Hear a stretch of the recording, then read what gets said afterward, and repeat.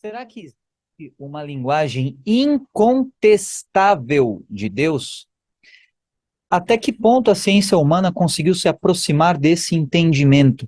Será que o que sabemos é de alguma maneira relevante na prática?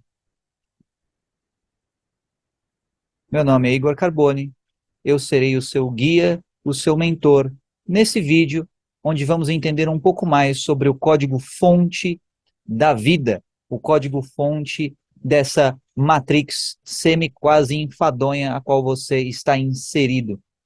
Mas não é um bando de código binário, não, e também não é códigos logográficos, como, por exemplo, kanjis japoneses. É um pouco mais complexo do que isso. Vem comigo, deixa o seu curtir, o seu joinha, o seu compartilhamento, os seus comentários, porque isso é importante para demonstrar que nível você está. Isso é importante para você mesmo. Será que você se contenta apenas com o que o mundo tem a lhe oferecer? Será que o máximo que você se contenta em termos de conhecimento é apenas o que você foi ensinado a saber aí nas escolas, nas universidades e nas outras fontes de conhecimento barato e conhecimento tosquinho que tem aí no mundo? Nossa, Carbone, que arrogância sua falar isso. Não é arrogância, são fatos. O conhecimento, se você começar a entender um pouco melhor e começar a mergulhar nisso que eu vou te apresentar agora, comparativamente o resto fica muito tosquinho. Então, vem comigo que não são apenas palavras, eu vou demonstrar para você. Olha só, estávamos falando no vídeo anterior sobre a inteligência infinita e o código-fonte. E a linguagem incontestável de Deus é a linguagem matemática. Carbone, eu não gosto de matemática, então aprende a gostar. Talvez você foi treinado a não gostar da matemática, porque talvez você aprendeu a associar matemática com equação. Talvez você aprendeu a associar matemática com número, com letra e XYZ e dimensões matemáticas e cálculos e tudo mais. Matemática vai muito além disso. Esses algarismos, essas maneiras de depurar a matemática são apenas ferramentas que as pessoas têm de escrever, representar um código-fonte que é muito superior, que é a matemática pura, formas puras. Eu vou mostrar aqui para você algumas diferenças. Eu vou primeiro mostrar mais uma página de glifos. Tem uma galera aí que ficou ensandecida aí nesse último vídeo, nessa última apresentação. O cara, mostra mais, então tá bom. Então tá aí, ó. Isso aqui é um exemplo de uma linguagem glifográfica. E isso aqui, se você parar para reparar, você vê que é algo que tem um certo padrão. Ó, você tem quadrado, quadrado, triângulo, triângulo, bolinha, bolinha, pentágono, pentágono, pentágono de ponta cabeça, símbolo do Superman, duas vezes, hexágono, várias vezes, triângulo para baixo, pentágono para a direita e para a esquerda. E aqui você tem um tal de um hexágono grandão com um troço aqui, que parece um S espelhado.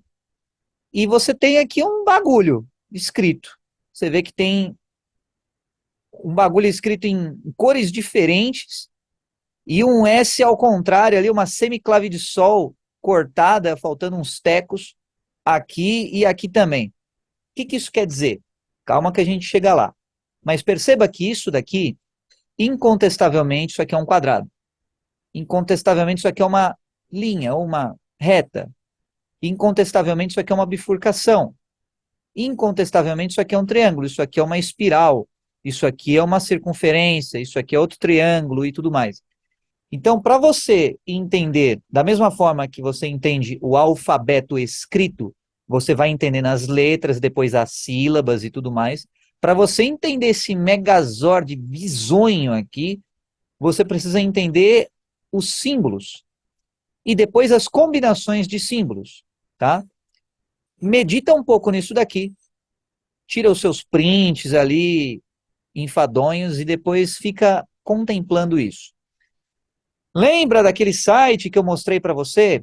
que tinha lá os agroglifos, né, os símbolos nas plantações e tudo mais, vamos dar uma olhada neles novamente, para você perceber que são símbolos também que tem nesse site. E agora vamos ver um pouco mais recente, né? Fazer um share screen aqui, bonitamente. E olha só, aqui são coisas um tanto quanto mais complexas. Você vê ali que tem símbolos. Esse aqui é um pouco mais simplório, só tem bolinha acesa, apagada. Esse aqui tem várias bolinhas, com uma circunferência ali no meio, e aqui e tudo mais. Aí você olha um negócio desse e fala, mano, o que esse troço quer dizer? Então, cada um tem um significado, cada um tem uma semântica. E você não vai entender da mesma maneira que você entende a linguagem das palavras. Para você entender essa linguagem aqui, você tem que acessar uma outra área do seu cérebro que está atrofiada, mas existe. Vou repetir, para você entender esses troços aqui, você deve acessar uma parte do seu cérebro que está atrofiada. Por quê? Por falta de uso. E essa parte é justamente a parte de você entender símbolos e não apenas palavras, tá? Então você vê aqui essa de 2022, aqui é de 2023. Por exemplo, você pode olhar para essa daqui e pensar assim, cara, super simplório isso daqui, velho. Super simplório. É uma bola e um círculo. Acabou. Então, mas e a distância entre os diâmetros e as proporções de raio? O que será que isso significa? Será que é um sistema orbital? Será que é algo macrocósmico, microcósmico? Pode ser um monte de coisa, tá? E é interessante que, da mesma forma que na página do caderno você tem as linhas na página, aqui você também tem linhas, só que são linhas de plantações, né? E, curiosamente, essa parte aqui, esse arco da circunferência, vai rente aqui, né? Essa reta aqui tangencia a circunferência, praticamente, né? Corta só um tiquinho. E assim vai. Beleza. Então é um agroglifo um tanto quanto mais simples, tá? Mas não necessariamente destituído de conteúdo. E você tem vários e vários e vários desses, cara. Esse site aqui dá para você pirar por, nossa, uma coisa infinita. Olha que interessante. Esse aqui tem um certo símbolo.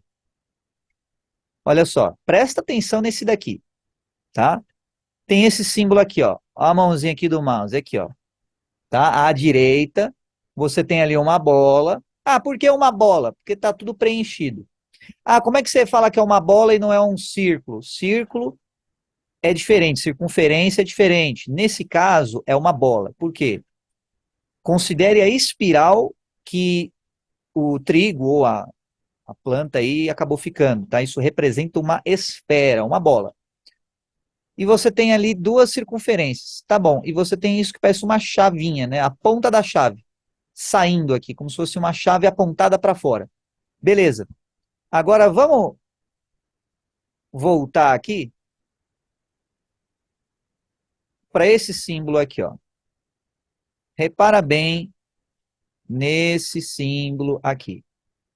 Não parece uma chave também, só que espelhado aqui, ó? Agora sim, tá parecido com o que estava lá, né? Lá estava mais ou menos assim, ó.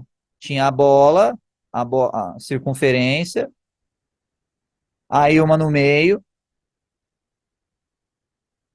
uma circunferência aqui no meio,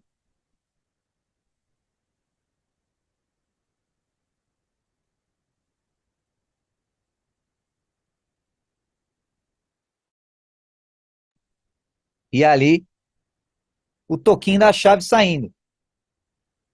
Resumidamente é o seguinte: quanto mais objetiva for a linguagem, mais próximo da verdade ela estará.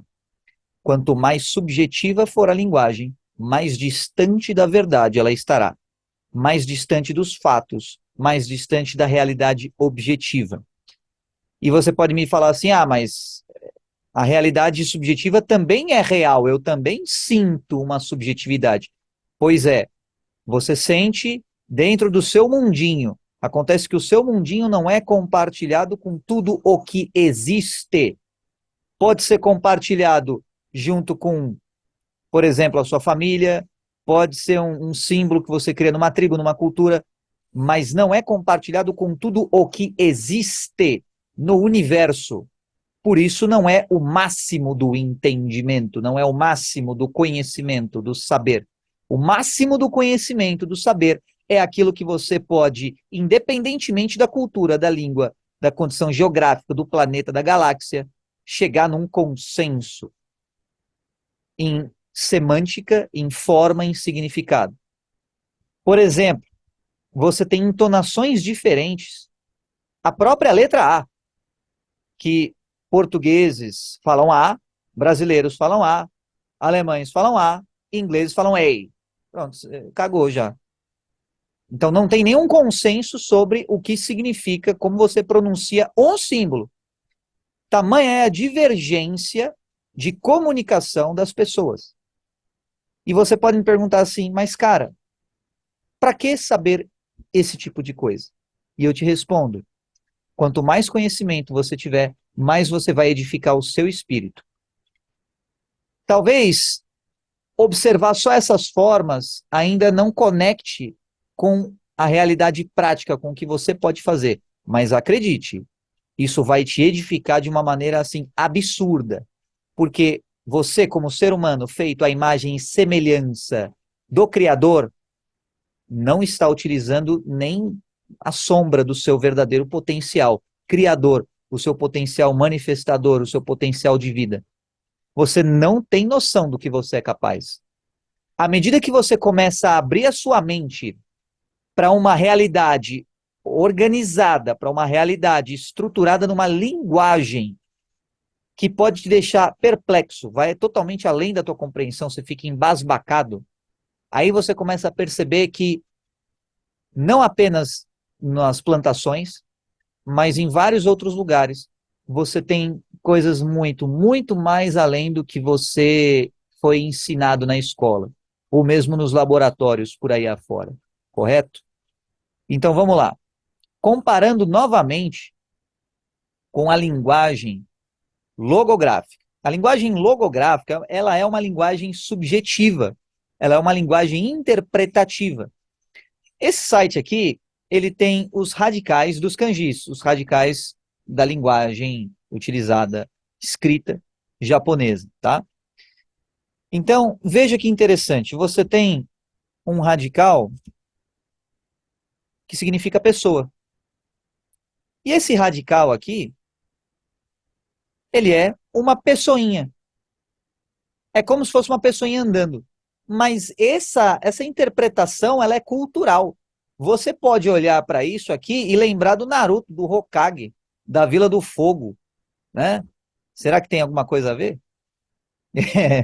Hokage, chapéu. Ali, bonito, tem a ver. Por quê? Porque esse outro kanji aqui, enfadonho, significa fogo. Mas tem a ver com pessoa, tá? Então, é algo que é um pouco vago. De repente, você olha para isso, você lembra do Naruto e não de uma pessoa, que é a representação desse símbolo aqui, ó. Isso significa pessoa, tá? E aqui tem algumas variantes, e aqui tem outros kanjis que são complementares em significado a isso daqui. Olha só isso aqui. Olha que legal isso daqui, cara. Isso aqui significa um forasteiro. Olha só, mano. Forasteiro, porque tem pessoa e tem mais outros dois radicais aqui. O que isso quer dizer? Não sei, cara. Não faço a menor ideia. Mas você vê aqui, pessoa, legal. Aí você pega esses dois troços aqui, já aproveita, ó, de fora e aqui, país. Aí você faz lá né, o lamen enfadonho e fora de país, pessoa que está fora do país. Isso ainda é um pouco, a gente está traduzindo para palavras um símbolo, porque isso aqui, ó, é um símbolo. Tem uma espécie de um quadrado, aí você tem aqui um maisinho, aí você tem um risco em cima, aí tem um trocinho aqui e tudo mais. Então, para você entender tudo o que engloba esse símbolo, você precisa necessariamente entender a cultura do povo que estabeleceu esse símbolo. Só que qual que é o problema disso? Você tem N culturas no mundo. Você tem N interpretações, N pontos de vista. Isso é complicado, porque você tem um dissenso ao invés de um consenso. Da mesma maneira, se voltarmos aqui, outro, outro radical muito comum é esse aqui, ó, telhado. Aí você olha para isso aqui, mano, como assim telhado, velho? Você pode interpretar isso daqui de maneira totalmente diferente. Por quê? Porque o seu repertório é diferente.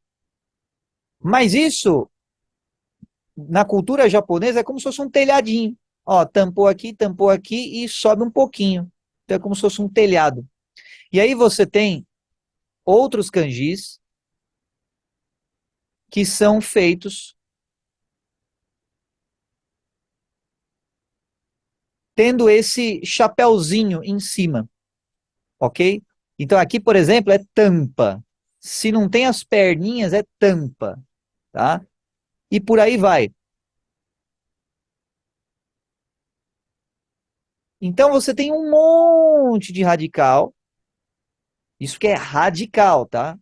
Ou seja, é que nem, vamos supor, comer, né? É uma palavra. Qual que seria o radical? Com. Acabou. O ER seria a parte da palavra que forma o infinitivo.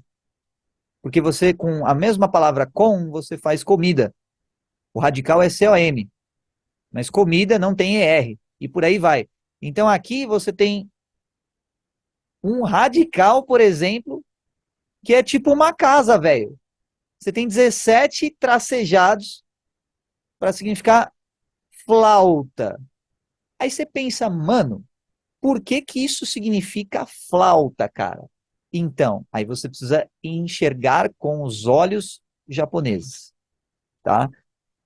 E não é para você fazer assim, não, tá? Como se você não estivesse enxergando direito. É para você enxergar um ponto de vista dos japoneses.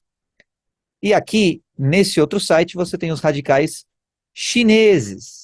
Aqui, por exemplo, é interessante, porque esse símbolo aqui, sem essa tampinha, sem esse cabinho aqui em cima, em japonês, isso aqui, ó, sem esse toquinho, significa olho. Olho. Será que tem aqui? Aqui, ó. Isso significa olho, tá? Agora, olha só o que muda você colocar um trocinho assim. Isso aqui vai significar indivíduo. Oneself é indivíduo. Mas também é uma preposição, mas também é um monte de coisa. Então você pensa, mano, e agora, velho? Isso aqui significa um monte de coisa? É que nem manga significa tanto manga quanto manga da camiseta, manga da camisa, manga fruta, né? Batatas, tem batata da perna, você tem batata, né? Tubérculo e etc. Então, tudo é consequente do contexto cultural qual foi estabelecido esse significado. Beleza. E daí, você pode me perguntar, e daí que isso tem tudo a ver com conhecimento. Quando você começa a estudar e vê que olho tem aquele símbolo associado, por quê? Porque é como se fosse uma janela tripla. E a parte do meio é uma partezinha da visão do todo, que representa a pálpebra aberta e fechada. E aí você vai tendo perspectivas diferentes que vai compor o prisma semântico de um mesmo conceito. Por exemplo, pessoa lá, aquele kanjinho japonês, era mais ou menos assim, pessoa. E por que que aquele símbolo estava daquela maneira? E não, por exemplo, uma pessoa em pé? Talvez porque, para os japoneses, pessoa só é pessoa quando está em movimento. Só esse fato já deveria ser o suficiente para te impactar a mente. Por que cargas d'água que a pessoa, quando se representa num bonequinho palito, por exemplo, ou nos toaletes, certo? Ou, por exemplo, no LEDzinho do semáforo, a pessoa ela está com as duas perninhas assim. E aí, quando é para você andar, aí sim mostra a pessoa andando. Então, no caso dos japoneses, é uma outra maneira de você interpretar as coisas, beleza? Ok. Logografia. Ela é uma linguagem empírica, ela é cultural, ela é subjetiva. Ela é um pouco descritiva, mas ela é muito subjetiva. E por isso não dá para você chegar num consenso nunca. Parte disso dá para você ver que, meu, os chineses colonizaram, de certo modo, a ilha lá do Japão e passou alguns aninhos só e os caras já começaram a ter uma derivativa, uma ramificação totalmente diferente da mesma origem de significado dos kanjis, que no caso seriam os hanzis, né, ou hanji, alguma coisa assim. E olha que interessante para você ver o efeito dessa ramificação cultural. Lá na Antártica, lá no rabo do mundo, lá naquele lugar desolado, gelado, quase inóspito, só tem poucas pessoas lá, cientistas, obviamente. Eles ficaram isolados do mundo por alguns meses e já começaram a desenvolver um dialeto diferente. Já começaram a desenvolver um dialeto com palavras diferentes e com entonações, sotaques diferentes, ficando apenas alguns meses. Os caras fizeram, eles já meio que anteveram isso, né? E falaram lá para os caras assim, ó, todo dia você vai gravar um vídeo, você vai falar essas palavras aqui na frente da câmera. Tá bom. Aí os caras falaram todos os dias, eles acompanharam a diferença brutal do último dia gravado para o primeiro. E viram que as entonações estavam totalmente diferentes. O acento, né, o sotaque estava diferente, a acentuação das palavras diferente. E termos criados entre eles, entre os cientistas, que não significava nada para quem estava de fora daquele ambiente. Esse é o tipo de problema que você incorre quando você usa uma linguagem, um idioma ou uma maneira de você se comunicar que é subjetiva. Subjetividade não leva ninguém a lugar nenhum, ou melhor, leva qualquer pessoa a nenhum lugar, tá?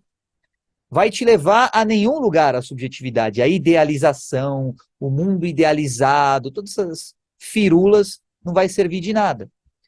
E você também tem o famigerado alfabeto.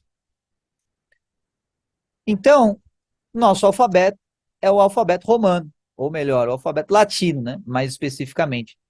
O alfabeto latino, ele teve muitas influências do alfabeto grego, que por sua vez teve muitas influências do alfabeto fenício, que por sua vez derivou lá dos egípcios, da mistureba lá de egípcio, sumério e o caramba, e várias outras coisas. Olha só, isso aqui já é um pouco mais difícil de entender, né? Você vê que você tem um D aqui, ao contrário, você tem dois pontos aqui, você tem três pontos aqui, você tem um E espelhado, você tem ali um, sei lá o quê, e por aí vai. Então, né, segundo a Wikipedia, uma fonte um tanto quanto dúbia, isso aqui é o primeiro testemunho em latim conhecido. E se diz mais ou menos assim esse troço que está escrito aqui. Beleza. E aí você tem aqui, aqui já está um pouco mais ali, né?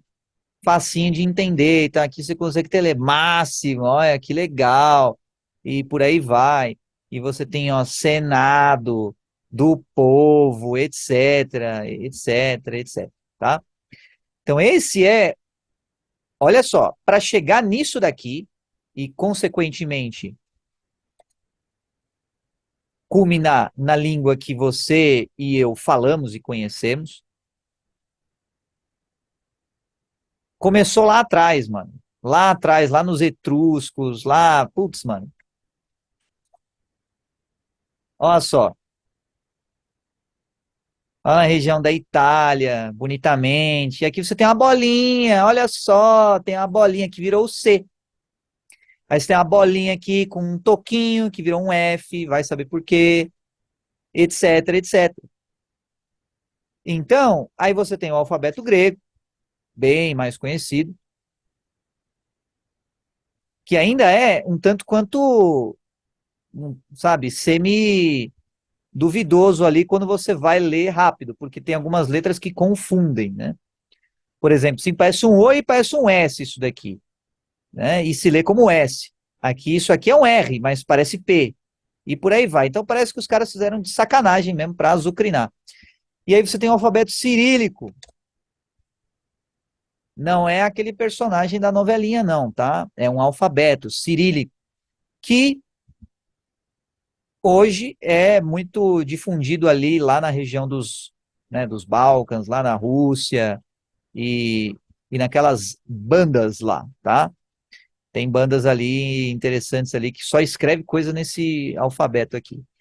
Então, olha só que interessante. Você tem aqui, ó, uns troços que não dá para entender se você não manja.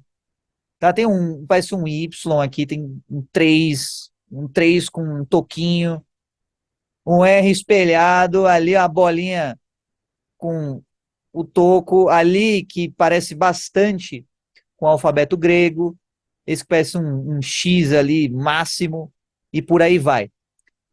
Tudo isso para dizer o quê?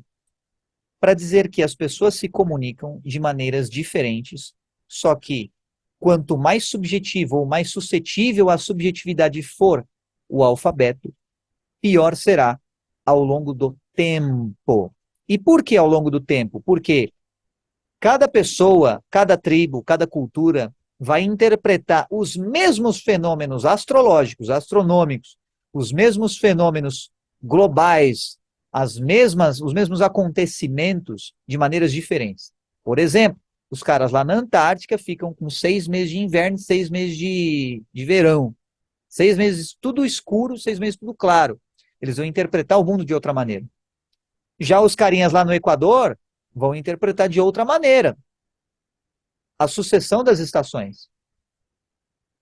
Então, se você não tem um referencial que você consegue indubitavelmente recorrer, você sempre fica nessa. E aí fica difícil chegar numa conclusão de fato, ok?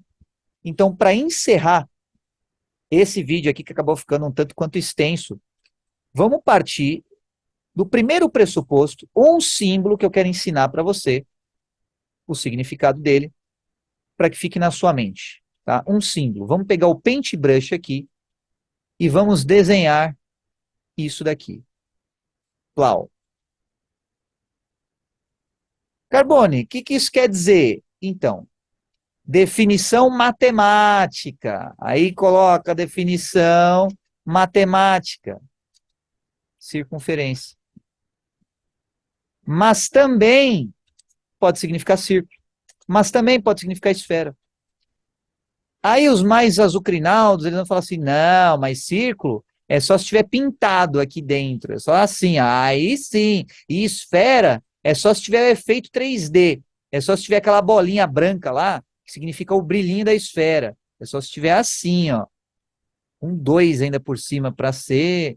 Agora sim, agora é, mano, nada a ver, cara, nada a ver, tá? Isso daqui pode ser tanto circunferência, como círculo, como esfera. Tá bom. Mas qual que é a definição simbólica? Definição simbólica. Forma. Isso aqui significa forma. Que forma, Carbone? Forma. Qualquer forma. Se você for, por exemplo, falar que você pegou um copo você escreveria utilizando isso daqui, ó. Copo, escreve isso, corpo, escreve isso, qualquer coisa que seja uma forma, escreve isso. E ideia? Não, ideia é diferente.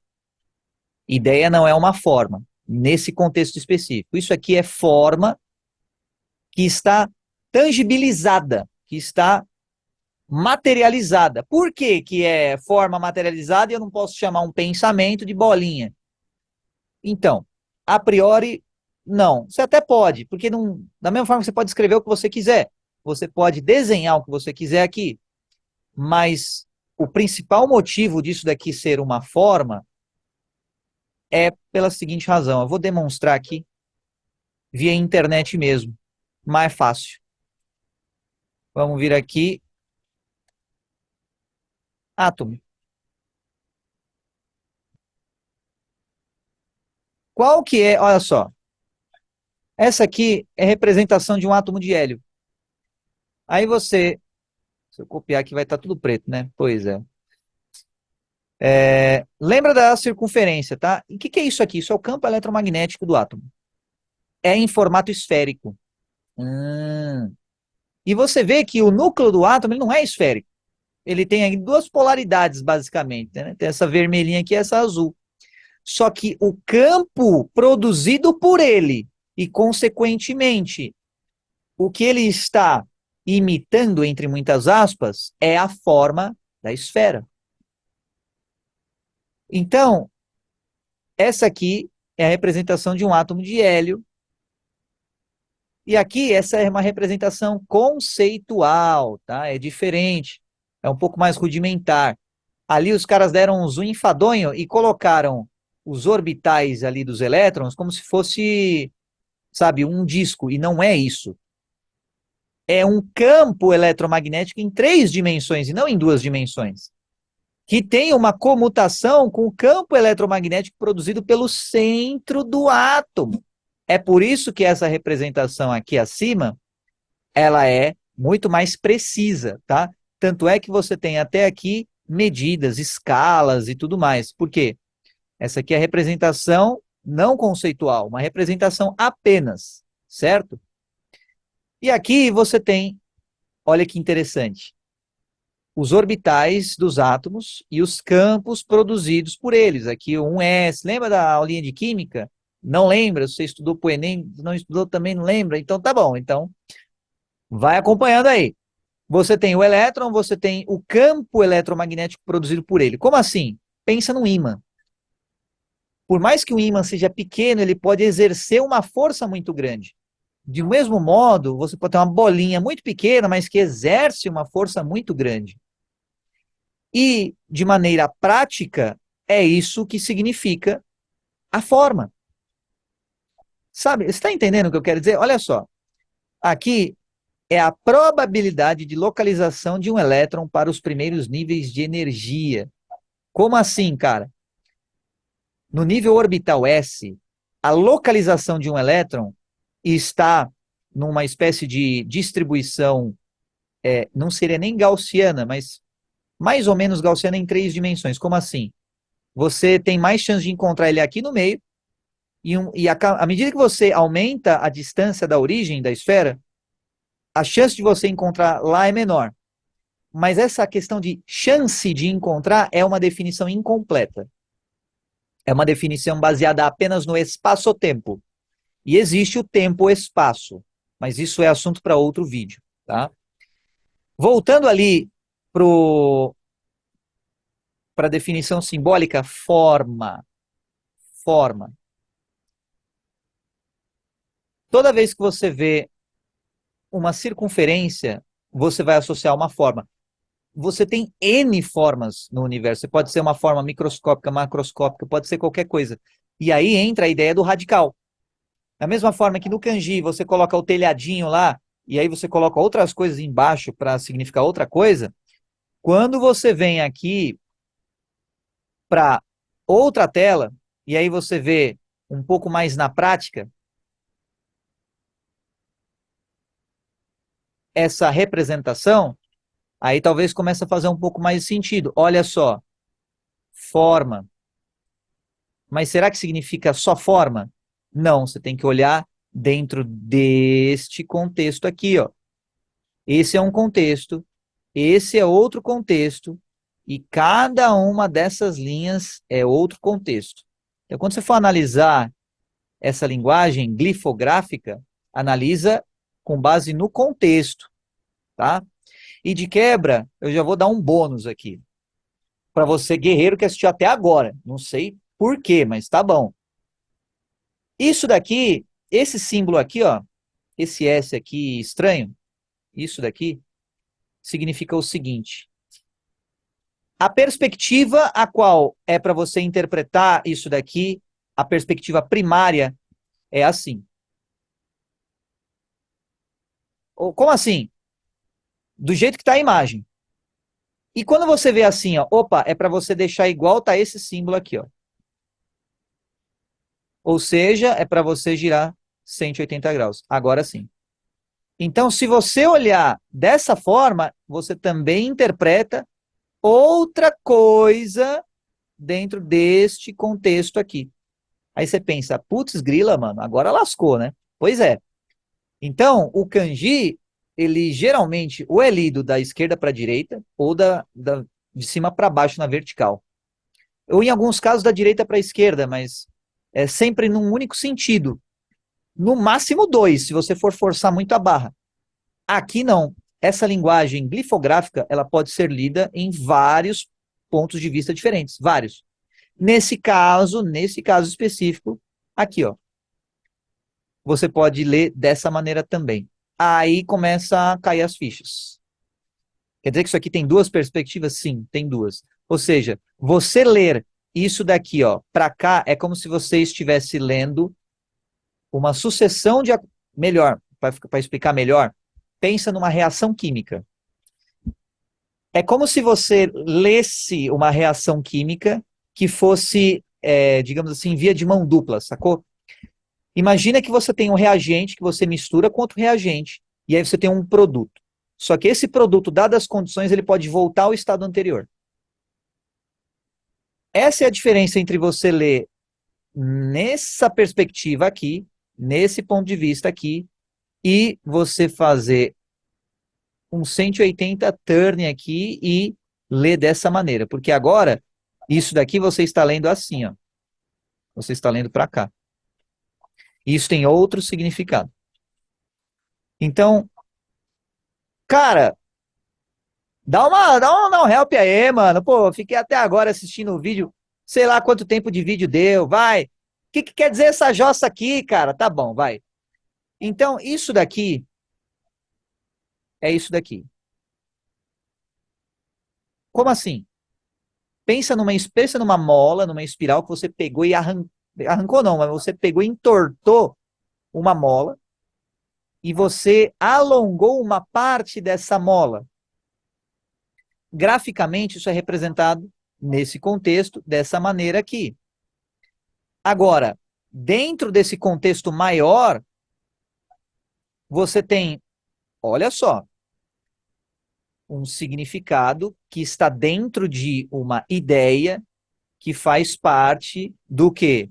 De um hexágono, tá? Só que esse hexágono ele foi interpretado dentro deste contexto aqui como sendo quadrado mais dois triângulos. Por quê? Sei lá, quadrado mais dois triângulos. E assim que foi. Então, aí você vê, bom, hexágono, conceito, ideia, por aí vai. Também é algo um pouco mais complexo do que simplesmente um quadrado, mas tá bom. Isso aqui você também pode, digamos assim, explicar melhor com esses símbolos, ou seja, as partes constituintes disso daqui são essas daqui. E o quadrado você tem que é composto por dois triângulos retos, nesse caso. Só que esses dois triângulos retos, se você abrir eles, digamos assim, você vai ter esse espaço aqui entre eles. Esse espaço é justamente esse quadrado. Talvez eu falando para você não faça muita ideia. Tenta interpretar como criança, que aí você vai entender muito mais fácil, tá bom? Se você interpretar como adulto, cheio dos preconceitos e querer pegar toda a sua bagagem, querer entender antes, esquece. Você vai ter que interpretar como criança, senão tu não vai entender. E aqui, essa dupla de triângulos, no caso aqui, né? Ela foi interpretada dessa maneira, como derivativa, e aí isso aqui é outra maneira de você explicar isso, esse símbolo é como se fosse uma derivativa, tá? Culmina nesse quadrado. E aí você pode ver que, analogamente, a integral disso daqui, ó, colocando melhorzinho aqui, né? Você tem dois tetraedros e uma, um conceito no meio, esse símbolo aqui no meio, essa espiral no meio. Aqui, ao invés de dois tetraedros, você tem dois triângulos. Ou seja, derivativa, dimensão menor. Integral, dimensão superior. Tá? Então, algo para você aumentar a dimensão. E aqui você tem mais explicações, segundo a interpretação dessa página, desse glifo em específico, tá? Então, por exemplo, aqui, qual foi a interpretação? Ao invés de quadrado virar um hipercubo, não, foi um hexágono, cuja integral eventualmente culmina no hipercubo, mas não apenas no hipercubo, mas também em algo que esse símbolo significa pessoa, tá? Significa alma. Você tem ali a circunferência externa e o interno. Como assim alma? Lembra do átomo de hélio? Aqui tem alma. Vai vir um físico materialista enfadonho e falar que não, que é só matéria e tudo mais. Então fica lá na sua física, fica lá na sua ciência tosquinha. Aqui é outro nível. E aqui veja que existe uma troca, uma comutação ali de um nível superior, ou seja, você tem dois riscos ali, você tem, digamos assim, entre muitas aspas, duas patentes, para uma patente inferior. E aqui você tem um símbolo que representa uma troca num nível vertical, origem, pá, destino, origem, pá, destino. Aparentemente, algo que é bionívoco, mão dupla, tá? Só que nesse contexto aqui, de uma dimensão superior ou de um mundo superior para um mundo inferior, tá? Inferior talvez não seja o termo, a palavra mais adequada, mas digamos assim, para algo que esteja numa escala matematicamente menor, uma oitava menor, beleza? Então, esse é uma interpretação de como o hexágono, o símbolo do hexágono, eventualmente culmina em qual integral? Nisso daqui. Nisso daqui. Mas qual que é a derivativa disso daqui, se a gente for numa dimensão inferior? Losango somado a esse conceito aqui, ó, esse conceito, tá? Por que isso daqui? Cara, aí dá pra gente ficar infinitamente explicando, tá? Mas por enquanto contente-se com ver o símbolo, guardar o símbolo na tua cabecinha e pronto, beleza? Da mesma forma, aqui talvez seja mais fácil. Você tem um triângulo e você tem que a integral do triângulo eventualmente culmina num tetraedro. Tetraedro maroto, tá? Ao longo do tempo aqui, ou um tetraedro de maneira estável e por aí vai. E qual que é a derivativa de um triângulo nessa concepção aqui? Uma ideia fragmentada, ou seja, você tem ali uma espécie de múltipla escolha, uma bifurcação ali em quatro etapas. Você pode escolher quatro caminhos a tomar. Então, é algo que mais confunde do que dá foco, sacou? A derivativa de um triângulo, que eu vou explicar isso em outro vídeo, foi interpretada como sendo isso daqui. Só isso daria um livro, filosoficamente falando, tá? E aí você fica à vontade se você quiser escrever um livro sobre isso. Aqui você tem um quadrado. Olha só que interessante isso daqui. Qual que é a derivativa de um quadrado ao longo do tempo? Resulta numa forma que eventualmente resulta em algo que é mais, digamos assim, gravitacionalmente que puxa para si, gravitacionalmente que contrai, ao invés de expandir. Ou seja, gravidade. E aí você pensa, realmente, uma ideia, se você debulhar essa ideia, ela eventualmente toma uma forma e eventualmente acrui, símbolo de acreção, né, do verbo, ou melhor, do nome acreção, ou seja, juntar matéria, e eventualmente essa forma, ela passa a fazer parte da tua vida, tá? Então, de fato, faz sentido se você interpretar dessa maneira. Agora, olha que massa, cara, que máximo. Se você girar em 180 graus, aí você vai pirar o cabeção, cara. Aí tu vai pirar. Por quê? Porque você tem essa contração. Você tem uma forma que é o seu corpo. Espera aí. Deixa eu tirar esse monte de anotação que eu fiz aqui para ficar mais fácil de tu ver. Vamos lá. Girando ali em 180 novamente. Olha só. Você tem ali o ego, tá? Interprete dessa maneira, didaticamente. Ego, que está veiculando através de uma forma ao longo do tempo.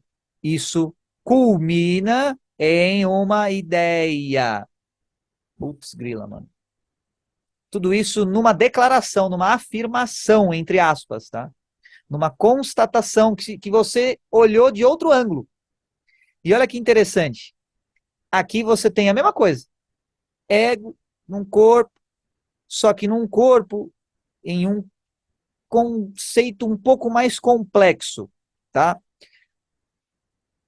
Complexo porque, putz, cara, só aceita isso, complexo. E eventualmente isso culmina em uma ideia, só que isso aqui é uma ideia um pouco mais diferenciada. E por aí vai, e por aí vai.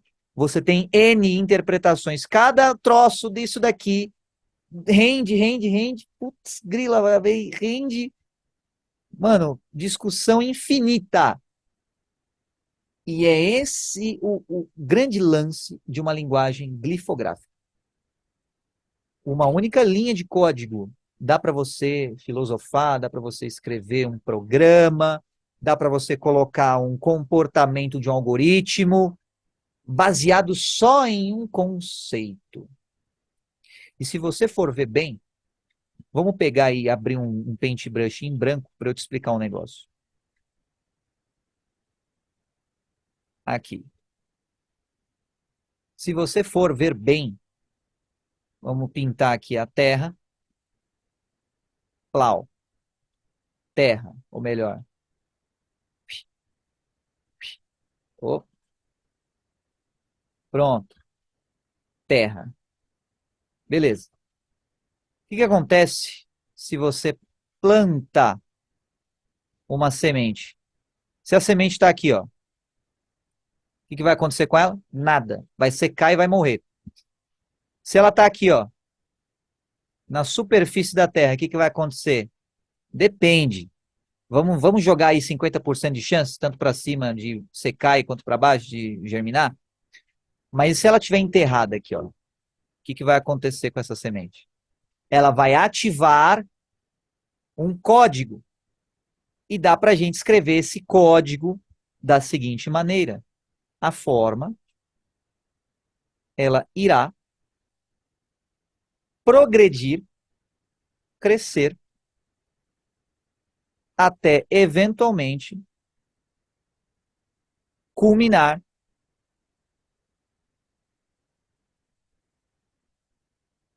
em uma ideia, uma forma, algo que tenha delimitação. Aqui não é uma forma, digamos assim, aleatória. Aqui é uma variável já, tá? Que dá frutos. Olha que interessante. E aí você pode colocar aqui dá frutos, colocar uma bolinha aqui no meio. Então, você programa essa semente e fala assim, ó, vai, segue essa linha de código. Tá bom. O que vai acontecer? Ela vai crescer, não vai? Ela não vai crescer aqui, ó. Só que, olha, isso é o mais legal, cara. Isso aqui é o mais legal. Ela está seguindo esse código. Cresça e se aproxime do sol, da fonte luminosa. Só que para ela crescer, primeiro ela cresce para baixo. Não sei se você já viu isso. Mas primeiro, para a semente crescer, ela vai crescer para baixo. Ó. Ela vai crescer para baixo, vai ramificar. Depois que ela tiver bem estabelecida e firmada na raiz, aí sim ela vai começar. Então aqui, ó, só para você ter uma noção, aqui é o número 1. E aí você pode pensar assim, cara, não faz sentido. Para crescer para cima, primeiro você cresce para baixo, é exatamente isso. É exatamente isso. E aí o que muita gente não entende é assim, ó, por exemplo, cresça, financeiramente. Esse é o código, tá? O algoritmo mental. Algoritmo. Cresça financeiramente. Tá? Vamos supor que esse algoritmo é a mesma coisa isso daqui, ó. Pegar, jogar isso aqui de forma bem tosquinha mesmo, mas é para ilustrar o que eu quero dizer, tá bom? Cresça financeiramente. Beleza. Primeiro, você vai criar raiz. Primeiro, crie raiz ou raízes. O que a pessoa faz? Primeiro ela faz o quê? Ela ostenta. Cagou. Zoou o algoritmo. Entendeu? Primeiro ela cria raiz, depois ela faz o quê? A natureza, a inteligência infinita ou logos, aí vai crescendo para cá. Aí vai criando as folhinhas. Olha que bonitinho. As folhinhas. Olha só. E aí, qual é a contribuição? Porque você fala assim, ah, essa árvore não deu fruto, então queima. Calma, cara. Ela não deu fruto que você está vendo, mas não se precipite. Porque ela está, sim, dando um fruto que você não vê ou que você negligencia. Qual que é esse fruto? Oxigênio.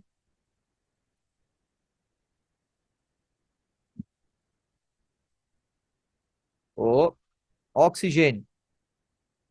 Então ela solta oxigênio e ela pega o quê? CO2.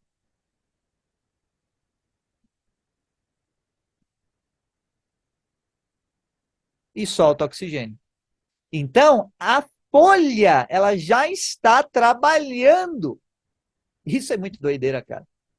Porque assim, a demanda é muito maior por oxigênio do que CO2. É muito maior. E as plantas produzem isso. A folha, para qualquer folha, vai respirar e você vai me falar assim, não, mas aí vai vir os enfadonhos biólogos, né? Não, cara. Mas assim, se você for pegar no agregado geral, a planta ela produz mais ou menos a mesma coisa que ela consome de CO2, de oxigênio. Então, essa mesma lógica está nos fitoplânctons. Essa mesma lógica está em pequenas algas marinhas, que produzem, essa sim, muito mais oxigênio do que consomem. E aí? E agora? O que você vai me falar? Entendeu? Então, a lógica, o algoritmo é esse. Para você crescer, primeiro você cria a raiz. E só depois você cresce. Só depois crescer e aparecer. Uau. Primeiro você cresce para baixo da terra, depois você aparece.